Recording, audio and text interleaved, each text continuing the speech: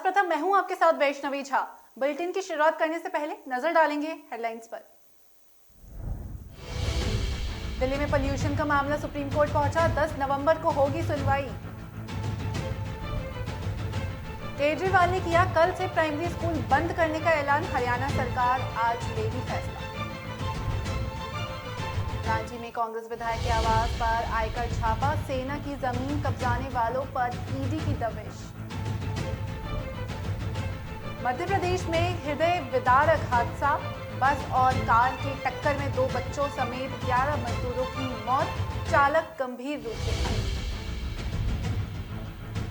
और पूंछ में बड़ा हादसा, भूस्खलन की चपेट में आने से मकान ढहा, मां बेटी की मौत, मलबे में दबी बच्चे की तलाश जारी। अब खबरें जानेंगे विस्तार से।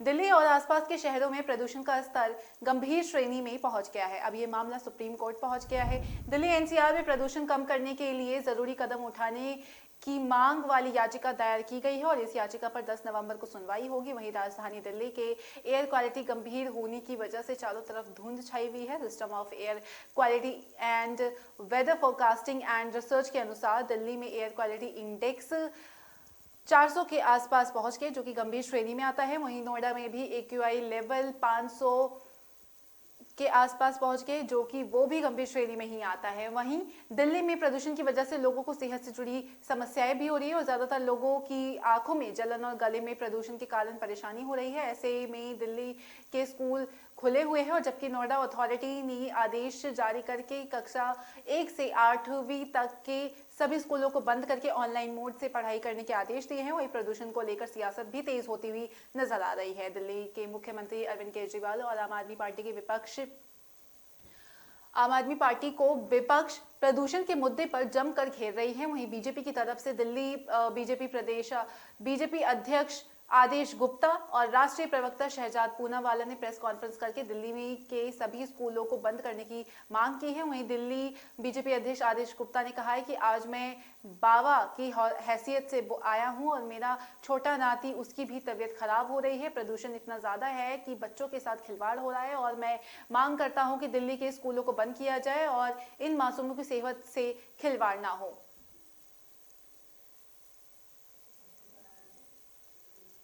राष्ट्रीय राजधानी दिल्ली और उसके आसपास बिगड़ती आबो हवा में लोगों को सांस लेना तक मुश्किल हो रहा है। वहीं वायु प्रदूषण की इस स्थिति को देखते हुए सीएम अरविंद केजरीवाल ने दिल्ली के सभी प्राइमरी स्कूल को बंद करने का फैसला किया है और इसके साथ ही बच्चों की आउटडोर एक्टिविटी भी बंद रहेगी। केजरीवाल ने फौरन केंद्र सरकार से तत्काल इस बारे में कदम उठाने की मांग भी की है और उन्होंने कहा है कि दिल्ली में प्रदूषण काफी ज्यादा तेज हो गया है, लोगों को सांस लेने में मुश्किल हो रही है। ये सिर्फ दिल्ली ही नहीं बल्कि पूरे उत्तर भारत में समस्या हो रही है। दिल्ली के अलावा हरियाणा और यूपी के कई शहरों में भी हवा बेहद खराब चल रही है। वहीं इनका कहना है कि इसके लिए कई लोकल कारण भी है। एक राज्य के गाँव एक राज्य में नहीं रहती, इधर से उधर होती रहती है और वहीं केंद्र सरकार को कदम उठाने चाहिए इस पर। उन्होंने कहा कि ये समय राजनीति का नहीं या गाली देने का नहीं है। दिल्ली सीएम ने कहा कि पंजाब में पराली जल रही है तो इसके लिए हम खुद जिम्मेदार हैं क्योंकि वहां पर हमारी सरकार है। दिल्ली सीएम ने कहा कि इस मामले में किसानों के साथ मिलकर कई कदम उठाए जाएंगे और अगले साल तक इसके नतीजे दिख जाएंगे। वहीं केजरीवाल ने आगे कहा कि सरकार और दिल्ली में हमारी सरकार है, पंजाब और दिल्ली में हमारी सरकार है, राजनीति करने का समय नहीं है, हमारे ऊपर उंगलियां उठाने का सवाल नहीं है। हम मानते हैं कि पंजाब में पराली जल रही है, लेकिन जब तक किसान को समाधान नहीं मिलेगा तो वो क्या करेंगे, उनकी जिम्मेदारी नहीं है। हम इसकी जिम्मेदारी लेते हैं कि अगर पंजाब में पराली जल रही है तो मान सरकार ने कई कदम उठाए हैं, कुछ सफलता मिली, कुछ नहीं मिली, लेकिन अब जब लगे हुए को अगले साल तक ठोस समाधान निकलेगा, इसमें कोई ब्लेम गेम नहीं है। पराली जल रही है और उसके लिए हम जिम्मेदार हैं, ये हम मानते हैं।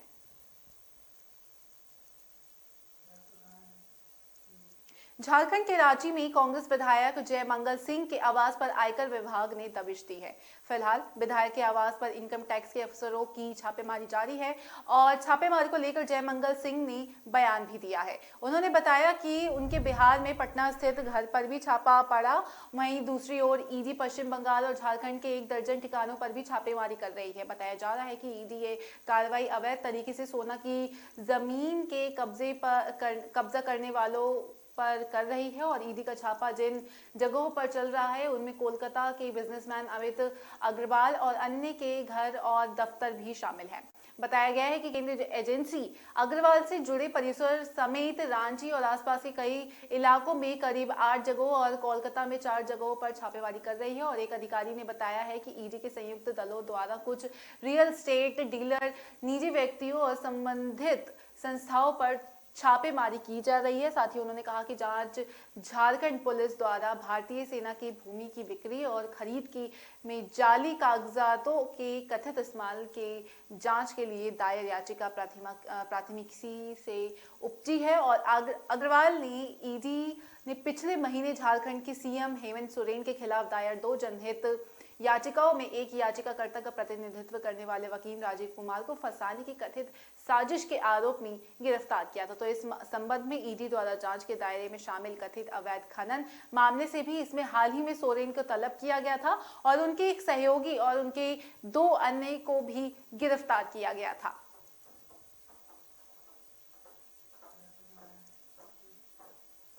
मध्य प्रदेश में गुरुवार देर रात पीएम ने दुख जताया है क्योंकि बैतूल में एक बड़ा हादसा हुआ है और इसको देखते हुए पीएम नरेंद्र मोदी ने दुख जताया है। साथ ही सीएम शिवराज ने भी इस हृदय विदारक हादसे पर दुख जताया है। वहीं बस और कार की टक्कर हो गई है जिसमें 2 बच्चे समेत 11 मजदूर की मौत हो गई है, जिसमें चालक जो है वो गंभीर रूप से घायल हो गया है।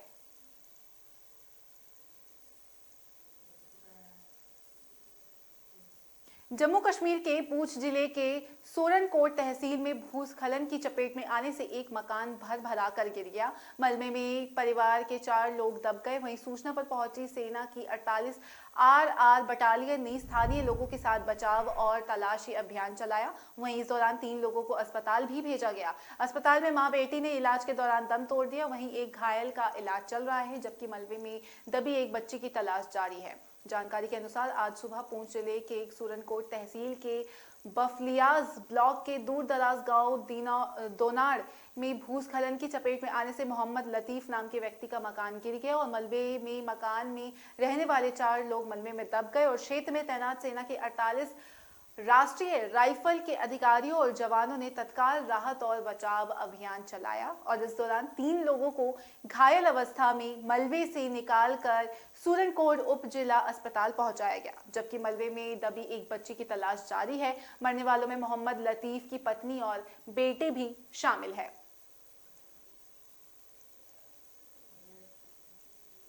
फिलहाल वक्त तो चला एक छोटे से ब्रेक का। ब्रेक के बाद जल्द हाजिर होंगे।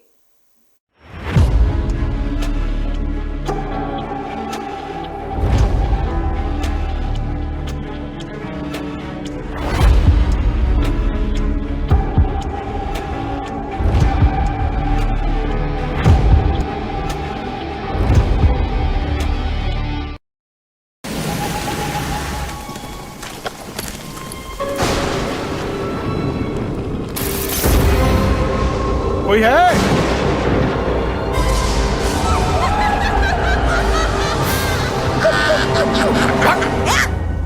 ऐसे डराते हैं वही वही। अरे लाइट्स ऑन ऑफ कौन करता है यार? कुछ नया करो, अनएक्सपेक्टेड करो, देखने में भी अच्छा लगेगा ना। एग्री। एक्सक्यूज मी, कुछ अनएक्सपेक्टेड देखना है? आपके Amazon शॉपिंग ऐप में है मिनी टीवी। यहाँ मिलेंगे अतरंगी शोज, वो भी free. Amazon mini TV, young जनता को यही मानता है ना ये अद्भुत।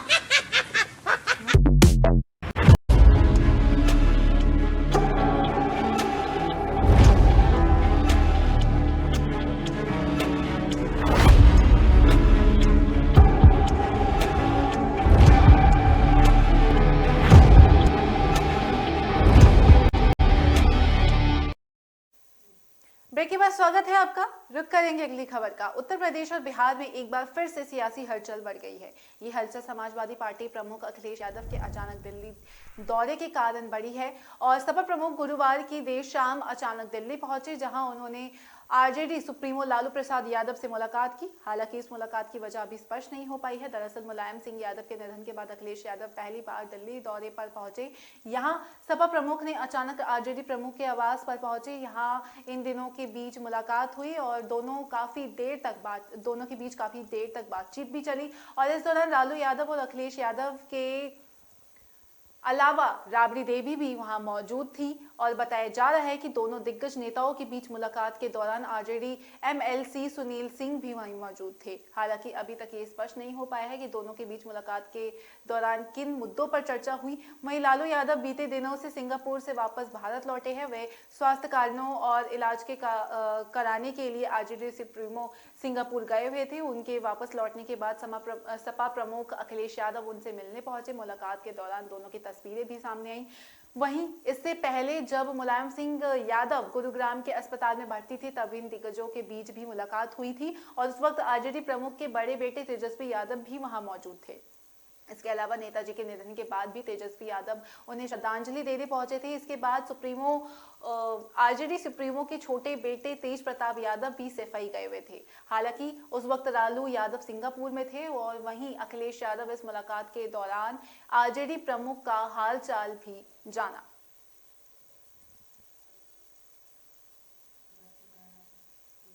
दिल्ली नगर निगम चुनाव की घोषणा आज यानी शुक्रवार को हो ही जाएगी। वहीं दिल्ली नगर निगम को चुनाव को लेकर राज्य चुनाव आयोग आज शाम 4 बजे प्रेस कॉन्फ्रेंस किया और सूत्रों के मुताबिक दिसंबर के पहले हफ्ते में एमसीडी चुनाव हो सकते हैं और इसके साथ ही दिल्ली में नगर निगम चुनाव के लिए शुक्रवार से ही चुनाव आचार संहिता लगाई जा सकती है। बताया जा रहा है कि दिल्ली राज्य चुनाव आयोग ने चुनाव कार्यक्रम तैयार कर लिया और ऐसे में चुनाव की तारीख का ऐलान भी हो सकता है। आपको बता दें कि चुनाव आयोग ने एमसीडी के वार्डों का परिसीमन करने के बाद उनको आरक्षित करने का कार्य भी कर दिया और इसके अलावा स्टॉनिंग अधिकारी के भी नियुक्त कर दिए गए हैं और उन्होंने वार्ड स्तर पर मतदान केंद्र बनाकर उन पर राजनीतिक दलों के साथ साथ आम लोगों से आपत्ति और सुझाव ले लिए हैं। वहीं आयोग ने ईवीएम को पहले ही दुरुस्त करा दिया गया था। गौरतलब है कि एकीकृत होने के बाद दिल्ली नगर निगम के 250 वार्डों पर चुनाव होगा और इससे पहले दिल्ली नगर निगम 3 भागों में विभाजित था। कुल 272 वार्ड थे। हालांकि नई परिसीमन में वार्ड की संख्या घटाकर 272 से 250 कर दी गई थी। वहीं दूसरी तरफ दिल्ली राज्य चुनाव आयोग ने एमसीडी चुनाव के लिए अपने अधीन आए सभी अधिकारियों और कर्मचारियों की छुट्टी रद्द कर दी थी। चुनाव आयोग ने कहा कि मजबूरी होने पर ही वे छुट्टी ले सकते हैं, लेकिन इस संबंध में आयोग से स्वीकृति लेनी होगी।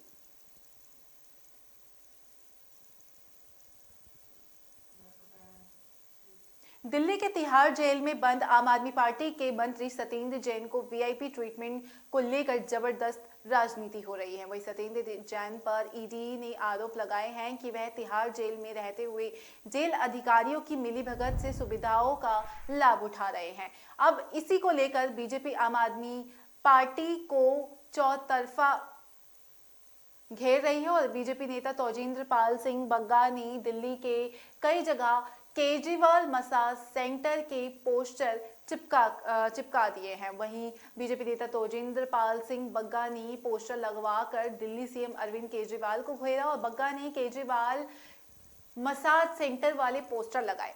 इन पोस्टरों में केजरीवाल की एडिट करके मसाज करते हुए फोटो लगाई गई है और साथ ही पोस्टर पर लिखा है कि तिहाड़ जेल की तर्ज पर पूरी दिल्ली में बनेंगे केजरीवाल मसाज सेंटर। साथ ही पोस्टर में लिखा कि दिल्ली सरकार पाप की सरकार। वहीं इसको लेकर बीजेपी आईटी सेल के हेड अमित मालवीय ने भी ट्वीट करते हुए लिखा कि दिल्ली भर में केजरीवाल मसाज सेंटर का वादा करने वाले पोस्टर दिखाई दिए। यदि आपके जेल मंत्री सत्येंद्र जैन को तिहाड़ में ऐसी विशेष सुविधाएं मिल सकती है तो केजरीवाल को आम दिल्ली वासियों को सेवाएं क्यों नहीं देनी चाहिए। आपको बता दें कि ईडी ने कोर्ट में शिकायत दी थी कि सत्येंद्र जैन जेल के नियमों का उल्लंघन कर रहे हैं। इतना ही नहीं, ईडी ने सत्येंद्र जैन को मिल रही विशेष सुविधाओं की सीसीटीवी फुटेज भी कोर्ट को दी थी। ईडी ने शिकायत में कहा था कि जेल में सत्येंद्र जैन के हेड मसाज, फुट मसाज और बैक मसाज जैसी तमाम सुविधाएं भी दी जा रही है। और इतना ही नहीं, प्रवर्तन निदेशालय ने के मुताबिक जेल सुप्रीडेंट हर रोज सत्येंद्र जैन से मुलाकात करते हैं ताकि सलाखों के पीछे मंत्री को कोई दिक्कत ना हो। और ईडी ने शिकायत में ये भी कहा कि जेल मैनुअल के खिलाफ सत्येंद्र जैन की पत्नी पूनम जैन उनसे सेल में अक्सर मिलने भी आती हैं।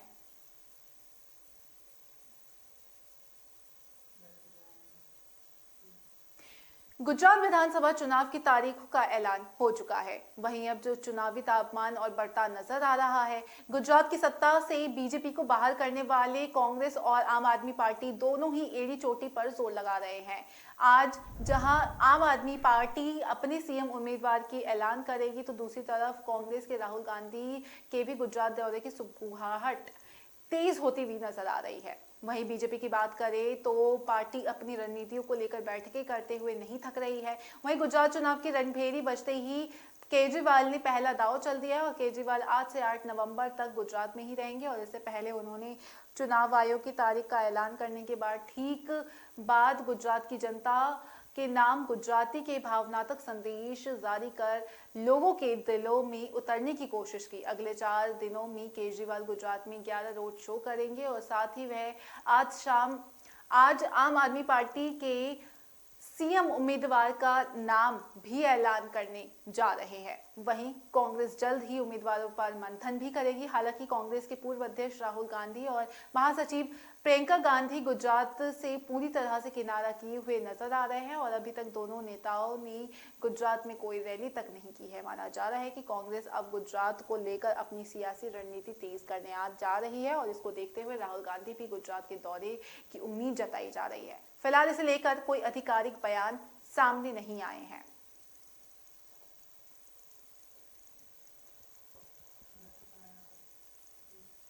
गुजरात सरकार ने मोरबी शहर में मच्छू नदी पर हवा में केबल पुल टूट जाने के घटना के बाद शुरू हुई तलाशी अभियान से गुरुवार को बंद करने की घोषणा की है। इस हादसे में अभी तक मरने वालों की संख्या 135 है। सरकार ने एक आधिकारिक विज्ञापन में सर्च ऑपरेशन बंद करने की जानकारी दी है।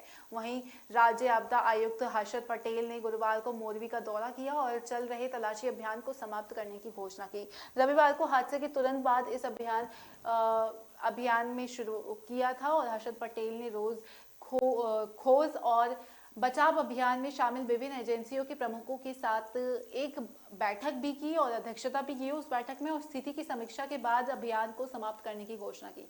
हालांकि एहतियात के तौर पर स्थानीय दमकल विभाग, राज्य आपदा मोचन बल और राष्ट्रीय आपदा मोचन बल की एक टीम अगले आदेश तक हादसा स्थल पर तैनात रहेगी। आपको बता दें कि गुजरात के मोरबी शहर में पिछले रविवार से मच्छू नदी पर ब्रिटिश काल में बना केबल का पुल अचानक टूटने से सैकड़ों लोग नदी में बह गए थे और जिसमें अभी तक महिलाओं और बच्चों समेत कुल 135 व्यक्तियों की मौत होने की पुष्टि है। अन्य की तलाश में सर्च ऑपरेशन चल रहा था, लेकिन इसमें कोई कामयाबी नहीं मिल रही थी, जिसको लेकर आदेश दिया गया कि अब ये सर्च ऑपरेशन बंद कर दिया जाएगा।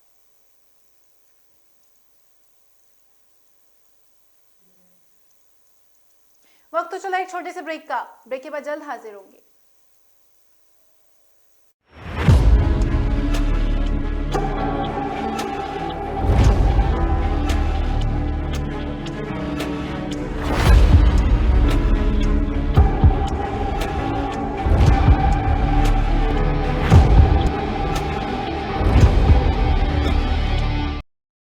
रस्तोगी जब रैपिडो पे टाइम से पहले ऑफिस पहुंचने लगा तो अपने आप को एकदम टॉप मैनेजमेंट समझने लगा। चाय कैपुचिनो। क्या सर, टाइम है आने का? चलो। कैपेचिनो। Green tea. तो इतना भी झाड़ पे चढ़ने की जरूरत नहीं है। ये रैपिडो है, लो प्राइस, कंफर्टेबल और क्विक। टाइम से पहुंचो एकदम आराम से। रैपिडो, बाइक वाली टैक्सी।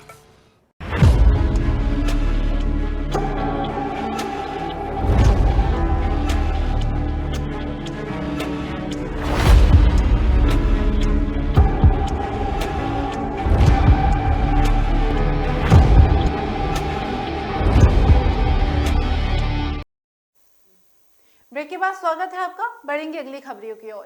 त्रिपुरा में एक बार फिर कांग्रेस और भारतीय जनता पार्टी के कार्यकर्ता आमने सामने दिखे। झड़प को लेकर पुलिस अलर्ट हो गई। वहीं पुलिस ने इस मामले में गुरुवार को कांग्रेस के 4 समर्थकों को गिरफ्तार भी किया। आपको बता दें कि यहां 70 रोड भारतीय जनता पार्टी और कांग्रेस के कार्यकर्ताओं के बीच बुधवार को सिपाही झला जिले में झड़प हो गई और इसी झड़प में दोनों तरफ से कई वर्कर्स भी घायल हुए थे।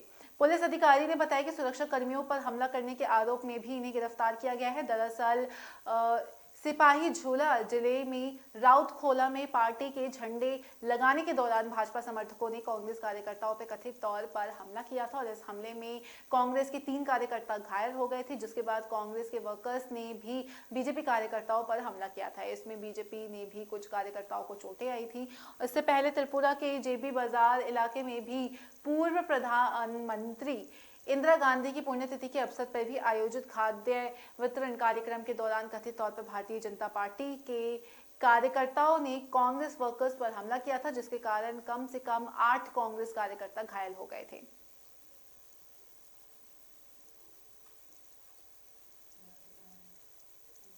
जेनेटिकली मॉडिफाइड सरसों के खेत की सिफारिश का मामला सुप्रीम कोर्ट पहुंच गया। वहीं एंटी जीएम कार्यकर्ता अरुण रोड्रिग्स की याचिका पर सुप्रीम कोर्ट ने केंद्र से पक्ष रखने को कहा है। 10 नवंबर को सुनवाई की तारीख तय करते हुए कोर्ट ने कहा कि सरकार फिलहाल इस मसले पर आगे की कदम ना उठाए और वकील प्रशांत भूषण के जरिए दाखिल याचिका में कहा गया कि जीएम खेती पर्यावरण जैव विविधता के लिए नुकसानदायक है। वहीं जीएम सरसों को जीएससी के मंजूरी मिलने के बाद ही कोई स्वयंसेवी कार्यकर्ता, किसान संगठन और मधुमक्खी पशुपालकों ने विरोध किया था। तो वहीं 2012 में कोर्ट की तरफ से गठित कमेटी ने जीएम फसलों के खिलाफ सिफारिश भी दी थी और वहीं 2016 और 17 में हुई सुनवाई में केंद्र सरकार यह कहती रही थी कि अभी जीएम सरसों पर कोई फैसला नहीं हुआ है, लेकिन अब पर्यावरण मंत्रालय की जेनेटिक इंजीनियर अप्रेजल कमेटी ने इसकी सिफारिश कर दी है। केंद्र सरकार इस पर फैसले लेने जा रही है। वहीं प्रशांत भूषण की दलीलें सुनने के बाद जस्टिस दिनेश महेश्वरी और सुधांशु धूलिया की बेंच ने कोर्ट में मौजूद additional solicitor general Aishwarya Bharati से सवाल पूछा और उन्होंने बताया कि फिलहाल सिर्फ Indian council of agriculture research के खेतों में इसे रोपा जा रहा है और इस पर जजों ने कहा कि मामले पर 10 नवंबर को सुनवाई की जाएगी। फिलहाल सरकार इस मसले पर आगे कदम ना बढ़ाए।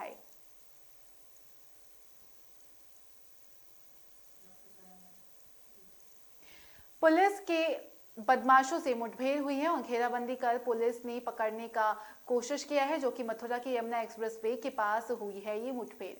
पुलिस को देख बदमाशों ने इस पर फायरिंग कर दिया और जवाबी कार्रवाई में पुलिस ने भी बदमाशों पर फायरिंग की थी और मुठभेड़ में बदमाशों को गोली भी लग गई। 10 महीने से पशु चोरी की घटनाओं में वांछित चल रहा था बदमाश निजामुद्दीन और पुलिस ने बदमाश के कब्जे से तमंचा, कारतूस और मोटरसाइकिल की भी बरामद किए हैं। वहीं थाना नौझील क्षेत्र में यमुना एक्सप्रेसवे के पास ये मामला है। तो साफ तौर पर पुलिस और बदमाशों के बीच जो है वो मुठभेड़ देखने को मिली।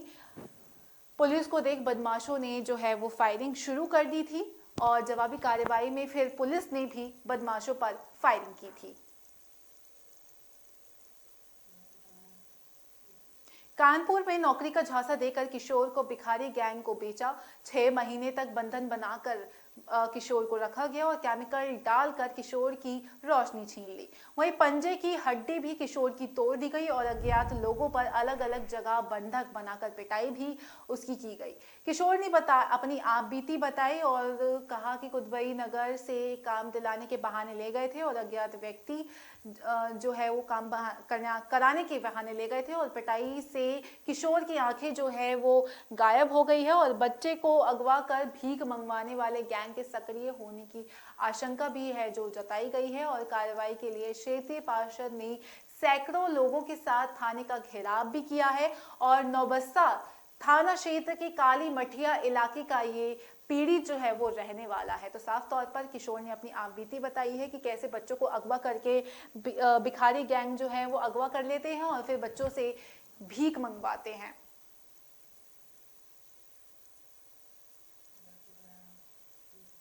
उन्नाव में लखनऊ आगरा एक्सप्रेसवे पर बड़ा हादसा हो गया।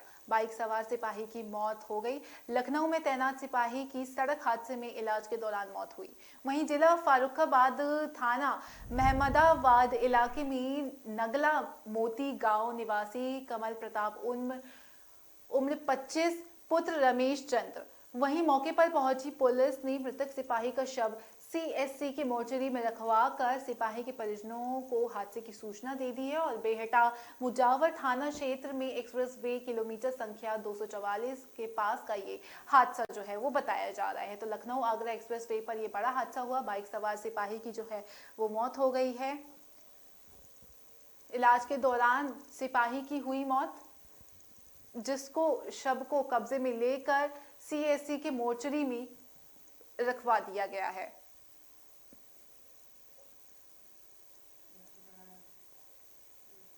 बरेली शहर स्थित शहनाई बारात घर में शादी समारोह के दौरान सफाई कर्मचारी की हत्या के 5 दोषियों को आजीवन कारावास की सजा सुना दी गई है। वहीं न्यायालय ने अपने इस फैसले में यह भी कहा है कि हत्यारे आखिरी सांस तक जेल में ही रहेंगे। अपर सेशन जज द्वितीय श्री कृष्ण चंद्र सिंह ने करीब 6 वर्षीय पुराने इस प्रकरण पर निर्णय सुनाया, जिसके बाद दोषी हरिओम, अंशु आर्य, मनोज, रंजीत और संजीव को जेल भेज दिया गया है और एक हमलावर कपिल की मृत्यु फिलहाल हो चुकी है। तो साफ तौर पर आज कोर्ट की तरफ से आजीवन कारावास की सजा सुनाई गई। 5 दोषियों को आजीवन कारावास की सजा सुनाई गई। फिलहाल मेरे साथ इस बुलेटिन में इतना ही। मुझे दीजिए इजाजत। नमस्कार।